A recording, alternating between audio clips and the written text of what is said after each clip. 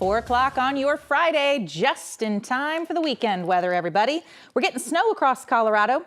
And while that snow hasn't really piled up very much, it is putting many spring blooms and trees at risk. So remember, gently shake off your trees if you get the chance. Let's take a live look around the metro this afternoon. Our weather impact team has issued an alert through tomorrow morning. Driving for your Friday night plans could be slow and slick. I mean, just depends on where you are. Because of the snow tonight, the Rockies postponed the game against the Nationals. It will now be played in a doubleheader on Sunday. Tickets for the game will still be good for Sunday night at 6 to 10.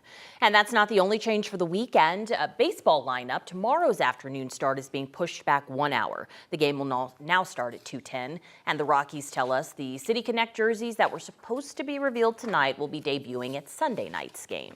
Because of all the snow and the windy conditions, we have seen hundreds of flight delays out at DIA. Here's your latest numbers from FlightAware. More than 1,000 delays and 70 cancellations today. Yikes. Wow. If you're flying, be sure to check with the airline.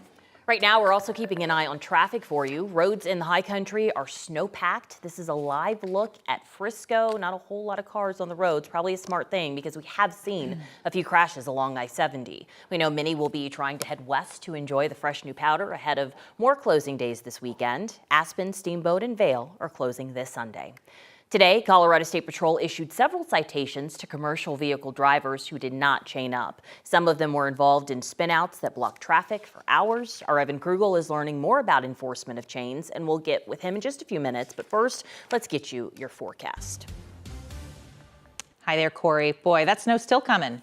No break. No break. No, not much of a break. The only break that we had is during the daylight hours. The impacts were lower because the snow wasn't really sticking to anything.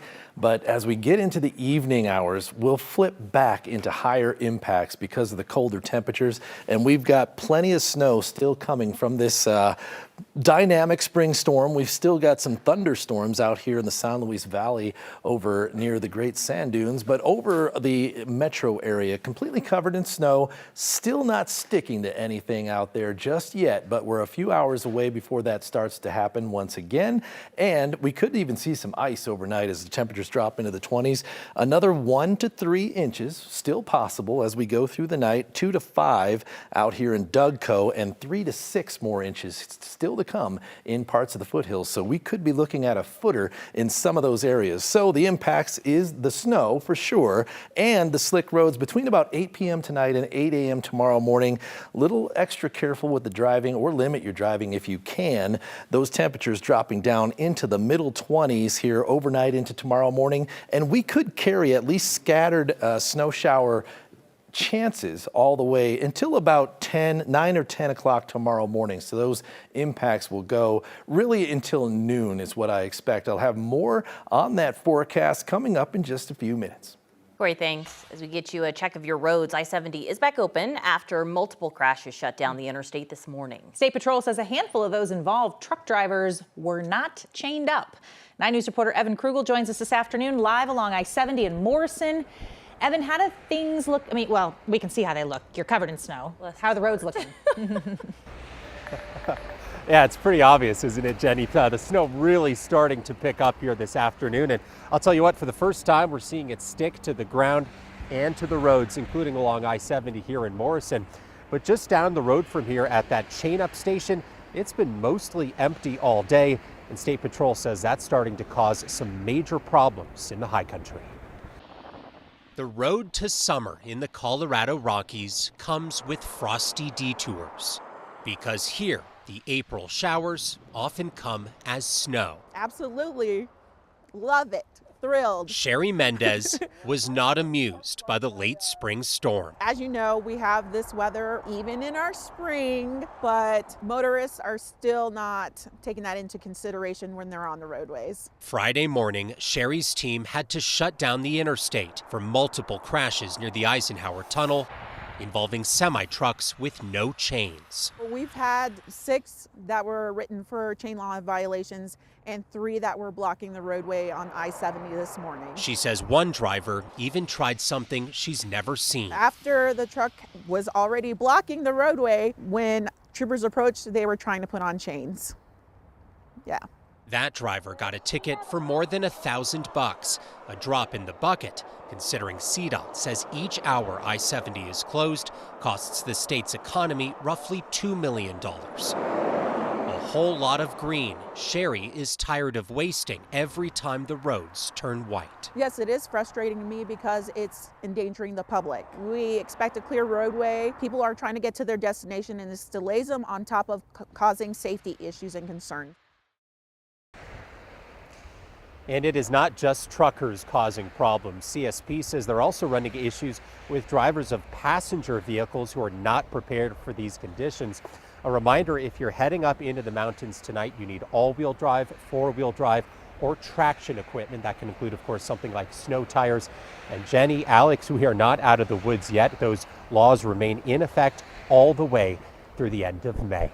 Reporting live in a very snowy Morrison, Evan Krugel, 9 News. It's maddening, Evan, because it's like, how many signs are on I-70 telling people about this? We can't claim ignorance. We're hitting people over the head with it. Plenty of signs, and a quick stop on the side of the road to put those chains on can ultimately lead to the interstate not shutting down. So big costs, big delays for drivers every time this happens. Okay, come inside and get warm, Evan. Thank you. The Broomfield man convicted of his wife's murder was sentenced today to life without the possibility of parole. Yesterday, a jury found Daniel Krug guilty of first-degree murder for stabbing his wife, Christine, to death. During the trial, the jurors heard evidence showing Krug sent threatening messages to Christine, pretending to be an ex-boyfriend.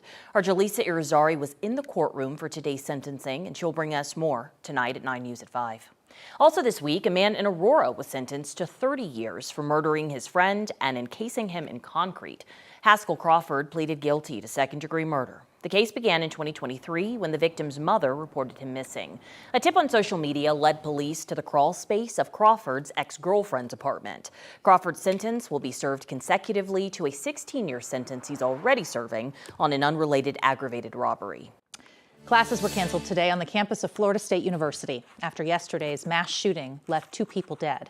That shooting happened around lunchtime at the Student Union. Today, students were allowed back in to get their items that had been left behind yesterday. 6 people were also hurt in this shooting. 2 of them were expected to go home from the hospital today, and the other 4, they're expected to survive. There was a vigil on campus earlier today and another large gathering planned for later this evening. And we're also learning more about the alleged shooter. Authorities have not commented on a possible motive, but have said he's a 20-year-old son of a local sheriff's deputy. One of her weapons was found at the scene. Authorities are releasing a new timeline indicating he was able to get in and out of those buildings in some of the green spaces. It's been 101 days since the devastating Palisades fire in California. LA's mayor is saying the city is on track for the fastest wildfire recovery in state history. The first permits to rebuild were issued in just 57 days. The city of Los Angeles has issued 19 of them. More than 6,800 homes and businesses and other buildings burned. The mayor said that one lot was predicted to take 30 days to clear. Instead, the Army Corps of Engineers cleared it in 6 days. The Los Angeles Fire Department and California's first responders are being honored in a big way by the NFL. Next week, the LA Rams will host the 2025 NFL Draft from LA Fire Air Operations. A room in that building will be modified for the general manager and the head coach draft headquarters. And then a separate hangar will house coaches, scouts, team personnel, and the media. The NFL Draft begins on Thursday, April 24th. All right, it is officially playoff time in Denver. The Avs and the Nuggets start their first best-of-7 series tomorrow. It's a busy time if you're a crew working at Ball Arena, flipping it around so fast. Avs are on the road to start. Nuggets will be at home starting this weekend. Nuggets got in a practice today. The Clippers are also in town. They got on the court today, too. This is the 7th consecutive season the Nuggets have made it to the playoffs, but the team is coming off such a chaotic week. Of course, the firing of Coach Malone and general manager Calvin Booth. Our Chris Tavares was at practice today. He will join us later this hour with more on Game 1. The Avs, they're off to Dallas tonight. They had one more practice before leaving town for Game 1. The big question for Avs fans is, will Gabe Landeskog be in the lineup? We did not get an answer on that today, but the Avs say he is ready if he might play in the series against Dallas.